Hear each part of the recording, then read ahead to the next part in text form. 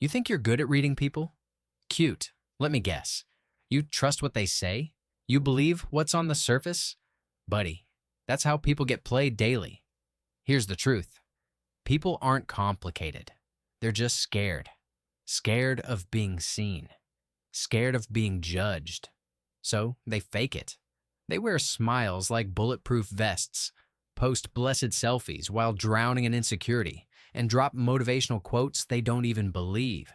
But the mask always cracks. Always. And when it does, that's where you come in. In this video, I'll show you how to read anyone like an open wound. Not with some cheesy body language hacks or 5 signs of a liar BS. No, we're digging deeper. Into the real stuff. The unconscious cues, the guilt leaks, the emotional landmines they desperately hope you'll miss. It's brutal. It's honest. And once you see it, you can't unsee it. Let's just rip this Band-Aid off. People don't have personalities. They perform them. The kind coworker who never says no, she's not an angel. She's terrified of being disliked. The loud, cocky guy who doesn't care what anyone thinks? Oh, he cares. Probably more than anyone. Everyone you meet is wearing a mask they stitched together from childhood trauma, teenage rejection, and adult disappointment. Their personality isn't them. It's their defense system. Now here's the trick. Watch for the cracks. You'll see it when someone forces a laugh too long, or when they flinch at a joke that hits too close, or when they suddenly get quiet and change the subject. That's the mask slipping. That's when the performance fails, and that's when the real human steps out of hiding. Want to know who someone really is? Stop listening to what they say. Start watching what makes them twitch. Uncomfortable tension is truth's doorway. So next time you're talking to Mr. Chill or Miss Sunshine, ask yourself, what are they protecting? What are they hiding underneath that polished front? Because I guarantee it's not peace, it's fear, shame, or both. Here's one of the biggest psychological traps people walk right into. Projection. And trust me, it's not subtle. It's screaming in your face if you just pay attention. People project the parts of themselves they hate onto others. The woman who constantly criticizes attention seekers, she's the one starving for validation. The guy who rants about fake people, he's been lying to himself for years. Why do they do this? Because it's easier to attack others than confront your own garbage. Self-awareness is hard. Mocking someone else is easy. And most people are lazy cowards when it comes to their own emotions. So here's how you spot it. They keep circling the same critique. Ugh, he's so arrogant. Again, really? Why does that bother them so much? They get weirdly emotional over things that don't affect them. They can't stand someone who embodies what they've suppressed in themselves. It's a confession, not an opinion. And the louder the hate, the more personal it is. Want to read someone in seconds? Ask, what do they obsessively complain about? What do they constantly attack? That's not commentary. That's a spotlight on their deepest insecurity. It's not about the world. It's about them. You want to know the truth? People talk way too much and say absolutely nothing. Most of what you hear? Scripted, rehearsed. Autopilot nonsense designed to keep things safe and shallow. But silence? Awkward pauses? Dodged questions? That's where it gets interesting. Ever ask someone a simple question and they go stiff? Or suddenly change the topic with a weird laugh? Or give a 5-word answer to something that deserves 100? That's not personality. That's avoidance. That's fear. And that fear is a flashlight. It points directly at their unhealed wound. You'll notice this when people say, I don't want to talk about that. But their eyes say, please don't dig. That's not important. It is. It's no big deal. It's a massive deal.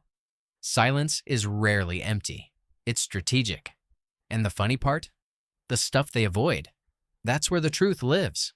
So don't get distracted by the noise. People can talk all day and still hide.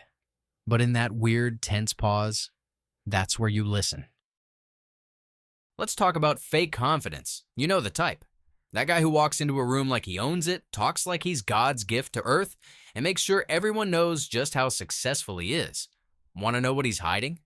Guilt, insecurity, regret. Take your pick. Real confidence doesn't need an audience, but fake confidence? Oh, it's loud. It's exhausting. It's insecure swagger hiding a storm of shame. Here's what fake confidence looks like. Constantly name-dropping or flexing achievements no one asked about, interrupting conversations to dominate the room, getting defensive over tiny things because their ego is made of eggshells. It's all just overcompensation. They're not proud of themselves. They're terrified that deep down, they're a fraud.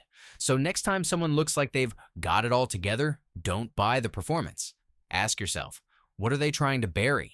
Who are they trying to convince, me or themselves? And most importantly, never feel small next to these people. Half the time, you're just standing next to someone faking it harder than you ever will. Let's talk about the people who need to control everything. The plan, the people, the damn thermostat. They act like they're in charge, but trust me, they're not ruling. They're panicking. Quietly, constantly. Control freaks don't crave power. They crave stability. Why? Because their internal world is chaos. And the tighter they grip the outside, the more fragile they actually are inside. Want proof? They melt down over small schedule changes.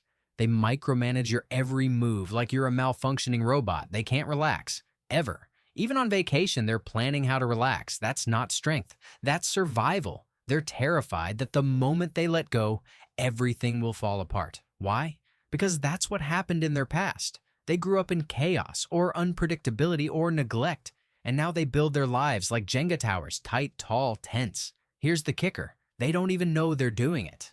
To them, control feels like safety. But to you, it feels like hell. So when you see someone obsessing over order, ask, what are they really trying to hold together? Spoiler, it's probably themselves. So here's what we've learned. Everyone's wearing a mask. Everyone's projecting. Everyone's afraid to be seen. And yet, everyone's giving themselves away. The nervous laugh, the fake confidence, the silence, the rage, the need for control. It's all a giant confession wrapped in performance. And if you're smart enough to notice it, you gain a power most people don't even believe exists. Not to manipulate, but to understand, to stop reacting, to stop judging, to stop personalizing every weird interaction. Because once you see people clearly, you stop taking their nonsense personally, and that makes you bulletproof. So ask yourself, what am I projecting? What am I hiding? What mask do I wear? The moment you read others deeply, you start reading yourself too. That's where the real change begins. If this hit you like a truck, good. That means you're ready for more. Hit subscribe. Let's go deeper. Because once you start seeing people for who they are, there's no going back.